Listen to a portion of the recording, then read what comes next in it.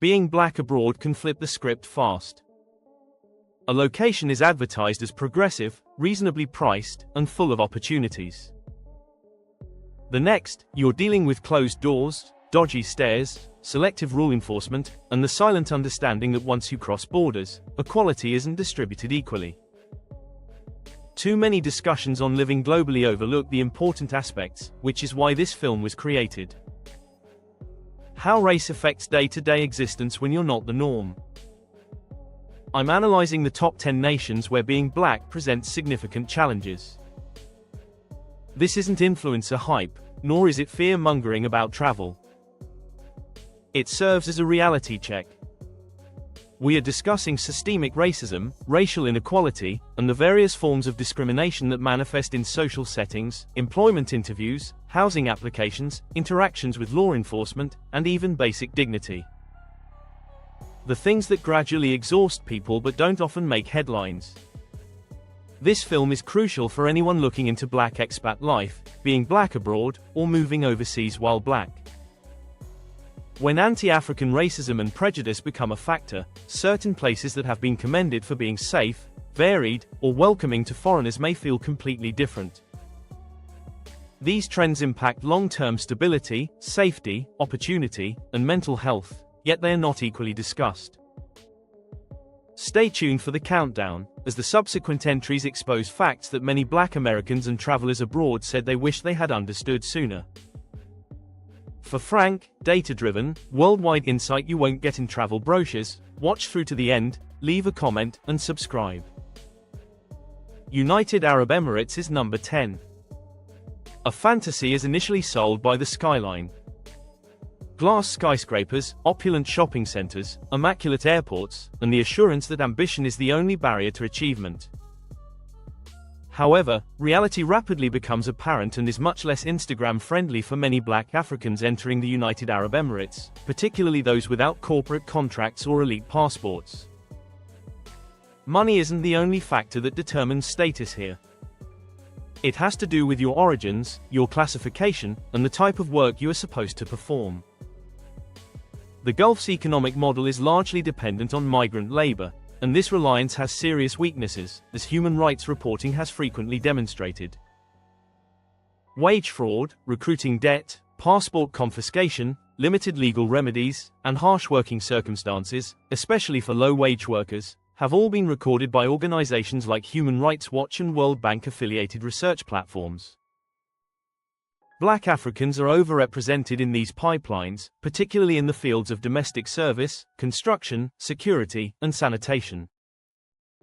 Simply quitting is not an option when your legal status is linked to an employer through sponsorship mechanisms. Detention, deportation, or worse may result from it. Here, the heat is deadly in addition to being uncomfortable. Extreme temperatures have been linked in reports to worker fatalities and injuries, although responsibility is still unclear. Even though reforms are frequently promised, there are still enforcement loopholes that expose the most vulnerable employees. This is structural rather than coincidental. Protections are typically optional when labor is seen as disposable. The social layer comes next. Depending on how you're viewed, living in public can seem very different. There is frequently an unwritten hierarchy in service culture. The ease with which doors open or close is subtly influenced by factors such as nationality, skin tone, and job title. While those with Western passports or high-status positions have a notably smoother landing, black Africans often report more intense inspection in shopping centers, clubs, and workplaces. The treatment is entirely different in the same city. It is impossible to miss the irony. The UAE presents itself as international, multicultural, and forward-thinking. However, deeply ingrained racial and socio-economic inequalities can still be seen in day-to-day activities. It can be a refined and lucrative experience if you come as an executive, investor, or professional with legal safeguards. The luster quickly fades if you come through low-wage recruitment channels. Denying opportunity is not the topic of this entry. It's about revealing the true target audience for that opportunity. Black Africans instantly sense and deal with a hierarchy beneath the opulent skyline of the United Arab Emirates. It's a straightforward question that every viewer should pose. Are you coming as a worker or as a guest? Russia is number 9. The cold has a way of bringing everything down to earth. And black citizens in Russia may quickly come to terms with that reality. Here, visibility is inevitable. It's not optional to stand out. And the repercussions of that visibility extend well beyond uncomfortable steps for a large number of black Africans and black tourists. Being black is more than just a sign of foreignness in some cities and areas. It indicates that you are suspicious, disposable, or just not supposed to be there. Human rights reporting has long highlighted racially motivated violence and xenophobic harassment against non-ethnic Russian residents and migrants. Black people are frequently at the very edge of that reality. Aggressive policing, arbitrary stops, interrogations, and targeted enforcement that never seems random are all examples of street-level contacts. The geographical and political climate have a major impact on where you encounter this most. Certain cities are just uncomfortable. Others are overtly antagonistic. Unpredictability is a recurring theme, and unpredictability is draining. Particular consideration should be given to encounters with law enforcement. Human Rights Watch and other reports detail trends in which residents who are clearly non-Slavic and migrants are subjected to undue scrutiny. The regulations themselves don't always change, but how rigorously they are enforced can. Because of this, black people are forced to continually weigh the risks in their daily lives. Which areas are more secure? When to talk, when to remain silent, and when to keep going. The labor angle is another. At this point, the narrative becomes more sinister. Recruitment schemes that lure African laborers with promises of school, manufacturing positions, or avenues to opportunity have been discovered by investigations reported by media agencies such as App News. Once on the ground, some found themselves trapped, underpaid, overworked, or placed in dangerous situations with little legal protection. Exploitation flourishes when contracts are ambiguous and there are significant linguistic difficulties. Offers that seem too good to be true don't let you down here. They have the power to ruin lives. The disposable nature of black labor in these institutions is particularly concerning. When something goes wrong, there is frequently no safety net, just silence, dismissal, or a hasty departure from the nation. The message is plain but subtle.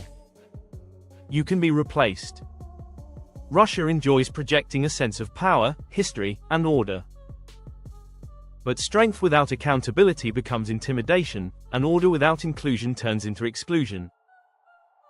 This combination can make everyday life feel more like survival than living for black inhabitants, particularly those who are new to the area. This has nothing to do with isolated events or bad actors. It has to do with patterns. Patterns that give black individuals a sense of being watched, devalued, and quickly forgotten. Whether there is an opportunity here is not the true question.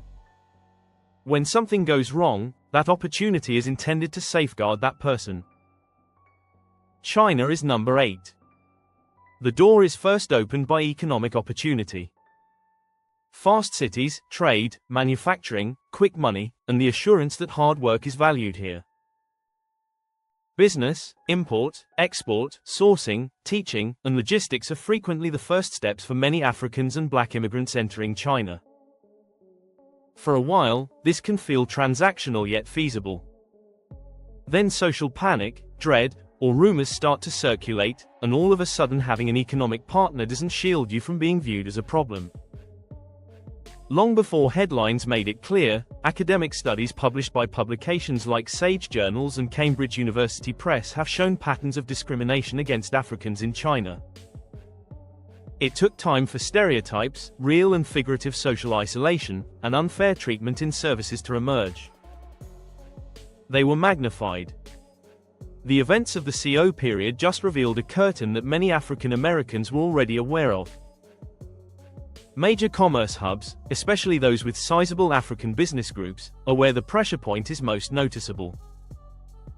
Africans recounted experiencing increased surveillance, evictions, forced testing, and public distrust during the widely publicized Guangzhou episode, often without apparent reason.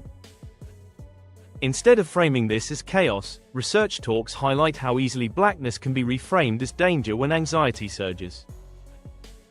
You can be a consumer one day and a liability the next. Another silent battleground is housing.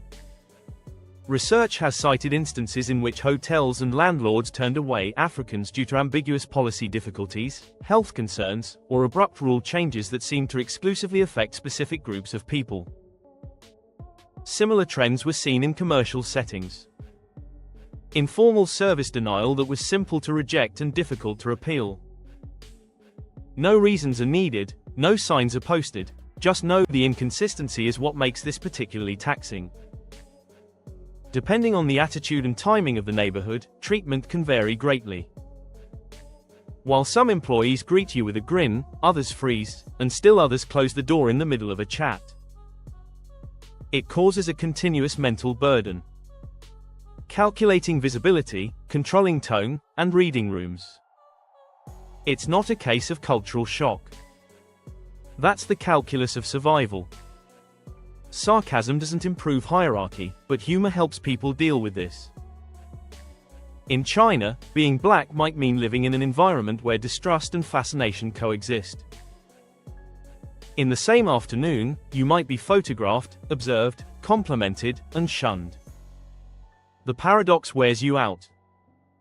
Not every black resident of China will have the same challenges, and China is not a singular experience. However, research reveals one thing.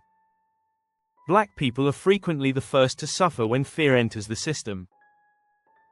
Acceptance determines how long you can remain comfortable inside, even though opportunity may open the door. It's a straightforward question that viewers should ask themselves.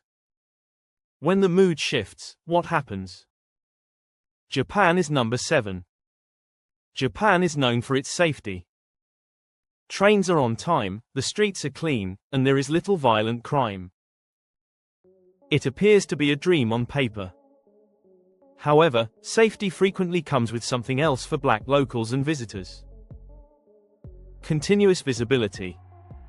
You don't fit in here. And that visibility might subtly turn into scrutiny. On the surface, Japan may seem quiet, yet they will constantly ask you to prove that you belong. Gaps in comprehensive anti-discrimination legislation affecting immigrants and minorities, notably persons of African heritage, have been highlighted by human rights reporting. Policing is one of the most frequently mentioned points of contention. Minority experiences are disproportionately affected by stop and question encounters, which are frequently presented as routine checks. Seldom is it dramatic. It's courteous. It's a procedure. And that's why it's exhausting. The message is subtle but obvious when random checks don't feel random. Someone is observing you. Not all surveillance involves wearing a uniform and a badge. Sometimes it's the staff's extra look, the wait before service, or the way a straightforward conversation takes longer than it has to. All of this doesn't immediately seem dangerous, but it piles up over time. You begin organizing your origins, practicing justifications, and keeping records close at hand. It's not because you did something wrong, but rather because it seems safer to be ready than to be caught off guard. The smile can completely vanish in housing. Policies pertaining to foreigners, whether overt or covert, have not received much attention in advocacy circles. Black people frequently experience the effects of those restrictions more acutely. Landlords may point to building policies, rules, or language barriers, even when similar obstacles seem to disappear for other foreigners. This can also be reflected in nightlife. Abrupt capacity restrictions, selective admittance, or the traditional members-only line that shows up directly on cue. Ironically, adoration and interest can coexist with exclusion. Black people may be photographed, praised, or treated like a novelty until they're turned away. It's an odd combination of distance and attraction. You're intriguing, but you're not invited. Harmony is valued in Japan's social structure, and conflict is uncommon. This implies that prejudice is sometimes subtle rather than overt. There isn't a debate to win or a regulation to question right now. Doors just won't open. Talking quietly comes to an end. It's also simple for others to ignore because it's subtle. Are you certain? This heightens the sense of loneliness. Japan can be completely secure. It might be effective. It might be lovely. However, acceptance and safety are not the same. Surviving on the streets is not a difficulty for black residents. It's enduring the accumulation of minor exclusions that serve as a daily reminder that comfort in this place frequently comes with constraints. It's important to consider how long you can bear the burden of being continuously assessed rather than whether you would suffer harm. Tunisia is number 6.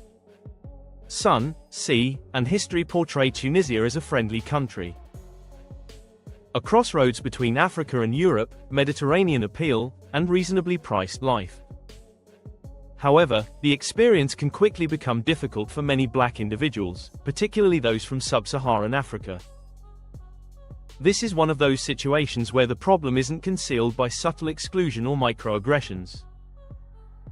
It's public, boisterous, and even aggressive. Human rights organizations like Amnesty International, along with reporting from Reuters, have documented a disturbing surge in anti-black violence and racist rhetoric in recent years. What was altered? Politics. Migrants become easy targets when economic strain increases and authorities begin blaming. Additionally, black migrants and refugees in Tunisia have been thrust into the public eye and depicted as issues rather than as human beings. Sub-Saharan Africans who live, study, or travel may encounter harassment in public places, service denials, arbitrary incarceration, or forced relocation on a regular basis.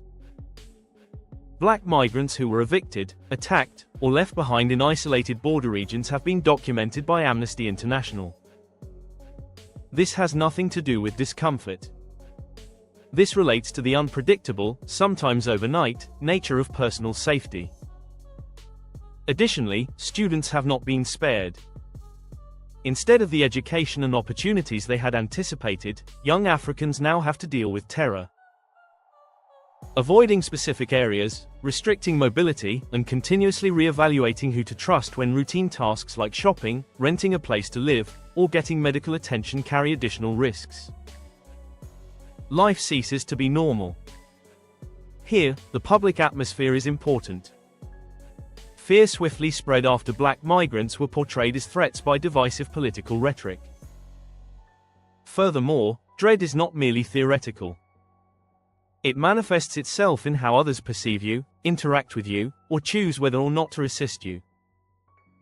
When scapegoating becomes normalized, violence doesn't need instructions. It obtains authorization. The rapid deterioration of the situation is particularly concerning. Tunisia did not come to this point gradually. It turned. People felt chased one season and tolerated the next. The true threat is that volatility. Slogans are not as important as stability. Black people are frequently the first to feel the effects of a sudden shift in the nation's mood. It's difficult to ignore the contradiction, even though sarcasm seems practically out of place in this situation. Africa includes Tunisia. However, black Africans are viewed as expendable labor, foreigners, or invaders. Those who live there are aware of this irony. Painting every citizen in the same light is not the goal of this entry. It involves identifying patterns supported by information and records. Black migrants typically suffer the most when leaders select scapegoats, causing civilizations to fall apart. The problem facing Tunisia is neither theoretical nor sophisticated. It serves as an example of how easily belonging, safety, and dignity may go when fear is turned into a weapon. The question that viewers should ask is not if there is an opportunity, but rather how quickly it might become dangerous when politics shift. The countdown is halfway over. For more educational information, please hit the like button, subscribe, and turn on the notification bell if you are enjoying the video thus far. Let's resume. Italy is number 5. Romance is easily sold in Italy. Sunlit piazzas, historic ruins, leisurely dining, and a way of life that seems perfect for a postcard. However, for a lot of black locals and tourists, the fantasy can shatter as soon as everyday life starts. The scenery is not the problem. After the novelty wears off, it's how blackness is perceived. Concerns of racial profiling and unfair treatment of people of African heritage, especially in dealings with law enforcement, have been raised repeatedly by international reporting, including coverage by Reuters. This is particularly evident in stop and check culture. It's not always hostile. It's usually routine, informal, and easily defended. Questions linger longer than required, luggage is searched, papers are examined, and for some reason, the same faces are repeatedly stopped. Coincidence is no longer a plausible explanation when patterns recur. There are other pressure points than policing. Housing can be a maze with unseen obstacles. European oversight organizations, such as the Council of Europe, have identified instances of discrimination in the rental sector, where black applicants are either silently steered into subpar conditions or suffer higher rejection rates. Listings vanish. Calls are not returned. The apartment is suddenly unavailable. Silence, no protest, no appeal. It's exclusion while grinning. Additionally, a significant number of African migrants are discreetly employed in the unorganized sector. Industries that continue to operate because someone is willing to perform the labor others avoid include domestic work, street vending, and agriculture. The vulnerability is the issue, not the job. An atmosphere conducive to exploitation is created by irregular contracts, long hours, inadequate compensation, and a lack of legal protection. Speaking up seems dangerous when your situation is precarious. Fairness becomes optional when you are replaceable. The contrast is what makes Italy particularly perplexing. Systemic bias can coexist with friendly interpersonal relationships. In a coffee, you might be greeted, teased, and even socially loved, but 2 blocks later, authorities or landlords might consider you suspiciously. There is a true emotional whiplash. Although you are visible, you are not always appreciated. Conditionally included.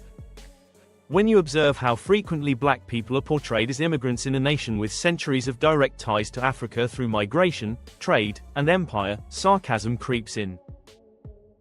There is a boisterous celebration of history. Lesser is accountability. Minorities and migrants are frequently used as easy justifications for issues they did not cause when economic stress increases. Many black individuals establish fulfilling lives in Italy, which isn't always unfriendly. However, the conflict is genuine and manifests itself in areas that influence job, housing, policing, and daily stability. The way of living can be lovely. The cuisine can be amazing. The culture has a sense of vitality. The true question is whether attractiveness makes up for being examined all the time. The lack of opportunity is not Italy's problem. It's because a person's ability to be treated with dignity frequently depends on how suspicious they find you. That's a tax, too. Regardless of whether they signed up or not, black folks wind up paying every day. Sweden is number 4. The reputation of Sweden enters the room before you do. Strong social structures, progressive politics, and equality are all ingrained in the national identity. It sounds like the kind of area where a previous software upgrade would have addressed racism. However, everyday life presents a more nuanced picture for a large number of black residents. Loud animosity is not the problem here. It's a subtle conflict covered in paperwork and civility. There are still issues with how racism and intolerance are seen, taught, and dealt with, particularly in schools, according to oversight organizations like the Council of Europe. It's more important than it seems. Today's experiences are reduced when racism is portrayed as a historical, foreign, or non-Swedish issue. When black kids report bigotry or exclusion, they may encounter misunderstanding rather than concern. It usually doesn't count if it's not overt. It also doesn't get repaired when it doesn't count. The social atmosphere is affected by that mindset. Uncomfortable conversations may feel unwanted in Sweden because the country values peace and consensus. You run the danger of being called disruptive if you call out bias. Maintaining silence safeguards the atmosphere, but not the individuals involved. As a result, exclusion becomes subtle, accepted, and simple to ignore. Slurs are not necessary, simply keep your distance. The subtle obstacles begin to show in housing and employment. Sweden is fair on paper. In reality, research and monitoring reports highlight trends that many black residents can quickly identify. Longer job searches, fewer callbacks, inexplicable rejections, and an implicit preference for names, accents, and backgrounds that feel secure. Landlords could nod, grin, and then never get back to you. Before selecting a candidate who more closely aligns with the company culture, employers could compliment your resume. The quiet part is never spoken aloud, but the results are always the same. When you consider how frequently integration is presented as a one-way track, humor begins to emerge. Learn the customs, adjust, and fit in. In the meantime, the concept of belonging never quite encompasses you completely. Even if you do everything correctly, you can still be viewed as a visitor who remained a bit too long. The progressive branding of Sweden is authentic. It's simply not complete. Strong procedures do not automatically eliminate bias, particularly when discrimination manifests as reluctance rather than animosity. Additionally, the barriers are more difficult to overcome due to their softness. No door has been slammed in your face.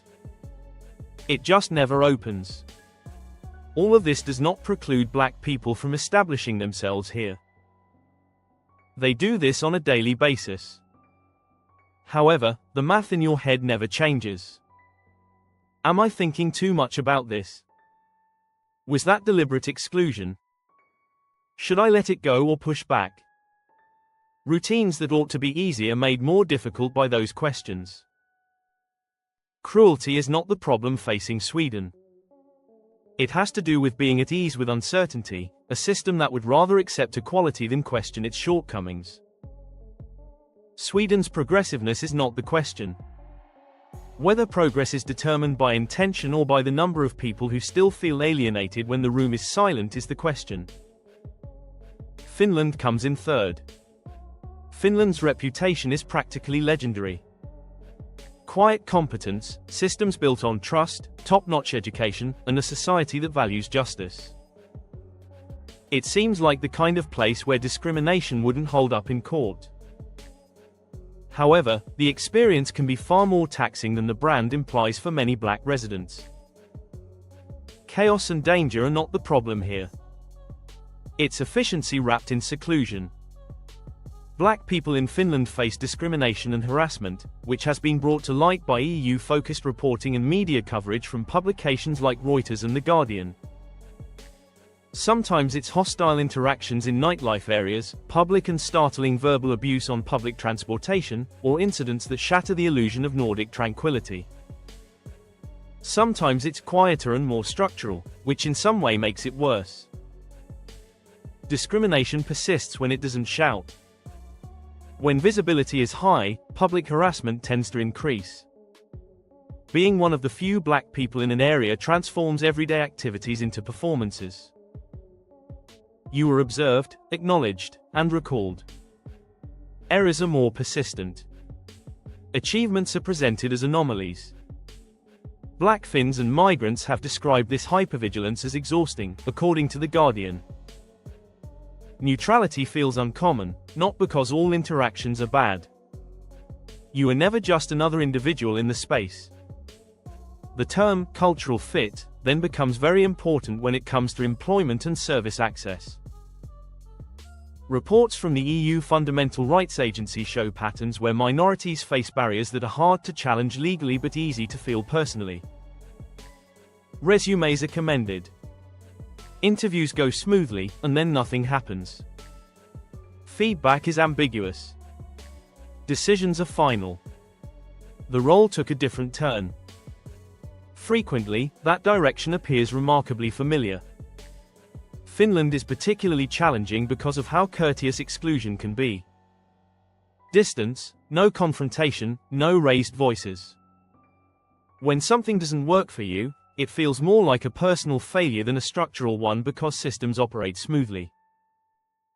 The pressure includes that self-doubt. Are you missing some unwritten rule that everyone else knows, overreacting, or just dreaming? Here, humor becomes a means of survival. People make jokes about being the only black person in meetings, classrooms, or entire neighborhoods. Being the exception comes with responsibility, so it's funny until it's not. You stand for more than just yourself. You correct presumptions. You impart knowledge. You take on awkwardness so others don't have to. In general, Finland is not antagonistic. Additionally, a lot of black people create fulfilling lives here. However, the cumulative effect is important. Dramatic events do not cause life to fall apart. Repetition wears you down. By being asked a few more questions. Through chances that nearly come to pass. Through social networks that never fully expand. Life can be exhausting without a group of people shouting derogatory things at you. Sometimes all it takes is a quiet, persistent reminder that, although you are respected and tolerated on paper, you are still a little bit outside the circle. Cruelty is not Finland's problem. It's the price of constantly standing out in an environment that prioritizes conformity. Austria comes in second.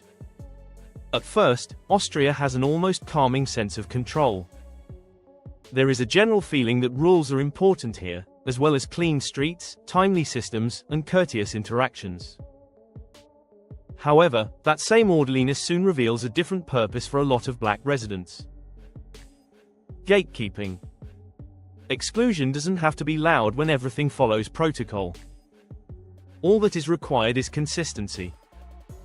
According to EU-level findings cited by the Office of the High Commissioner for Human Rights, OCHA, discrimination against people of African descent is highly prevalent in Austria, particularly in areas that affect employment and housing.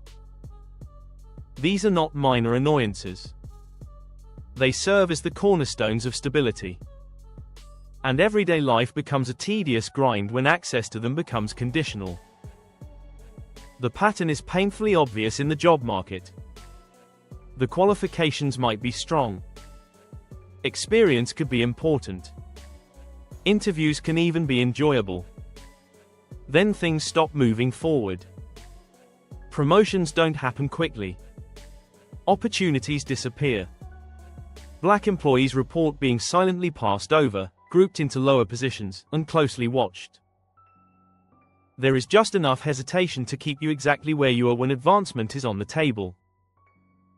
Nothing spectacular happens. Without ever declaring it, orderly systems do a great job of maintaining hierarchy. A similar story can be found in housing searches. Black applicants experience racism and gatekeeping right away, according to OCHA data. Emails are not responded to. Viewings are cancelled. Suddenly, there are no more apartments available. Since no explanation is requested, none is necessary. The procedure is confidential, courteous, and professional.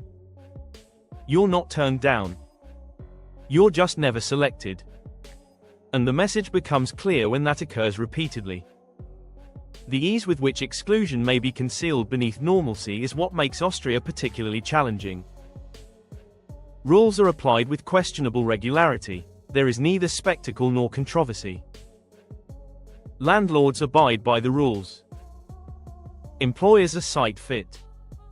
Everyone maintains their composure. Black citizens, on the other hand, put in extra effort, overperforming, overpreparing, and over-explaining in order to be deemed baseline acceptable. When you consider how frequently integration is discussed without questioning who establishes the standard, sarcasm begins to seep in. You can pay the taxes, speak the language, and comprehend the customs, yet you still feel as though you're waiting for permission that never comes. Being a part of something becomes a movable target. You're never far away. In the meaning of film, Austria is not unfriendly. It works well. Furthermore, efficiency can be brutal when combined with prejudice. Prejudice is not necessary for systems to feel intimate. All they need are repeatable results. It ceases to be a coincidence when black residents routinely encounter invisible walls, ceilings, jobs, and housing. The serene exterior is still there. The streets remain silent. The documents are kept tidy. However, many black people are immediately aware of the truth that lies behind that directive. It doesn't bang the door. It just never opens. Furthermore, it becomes increasingly evident that quiet can be just as effective as refusal the longer you wait in a courteous manner. Germany is the top. Strong rules, significant history, continuous reminders that this time it's different. Germany portrays itself as a nation that has learned from its mistakes and erected barriers to prevent discrimination. It's impressive on paper. Since closed doors don't always break the law, many black residents find that these protections sound theoretical in real life. They simply never open. People of African heritage in Germany frequently report high levels of self-reported discrimination, according to Reuters reporting and EU surveys examined by the Fundamental Rights Agency. And the points of stability, housing, work, and daily public life are where the conflict arises. These discussions aren't theoretical. These are the processes that determine whether you settle down or continue looking forever. Let's start with housing. Due to the intense competition in Germany's rental industry, prejudice is easily concealed. Black candidates frequently encounter no-response patterns, unanswered messages, cancelled viewings, and abruptly removed advertisements, according to research cited by the OCA. Even if you understand the language, submit perfect applications, and promise a steady salary, you may still feel as like you are shouting into thin air. No one flatly rejects you. They simply decide to remain silent. Additionally, silence begins to sound deliberate when it is repeated. The rhythm of employment is the same. Callbacks are lower for resumes with African or Afro-diasporic names. Interviews seem promising at first, then halt. Black employees report slower advancement, more scrutiny, and a continual need to demonstrate competency that is assumed by others in the workplace. Once more, nothing spectacular occurs, just enough opposition to maintain low ceilings and slow pace. Another layer is added by public space. Concerns about minority treatment and police have been voiced by oversight organizations such as the Council of Europe. Extra attention can be triggered by merely existing, standing too long, or being in the wrong neighborhood. There is no accusation against you. You are being watched. Just questioned, not arrested. It is tedious, delicate, and procedural. It takes more than one experience to feel like an outsider. Repetition is the source of it.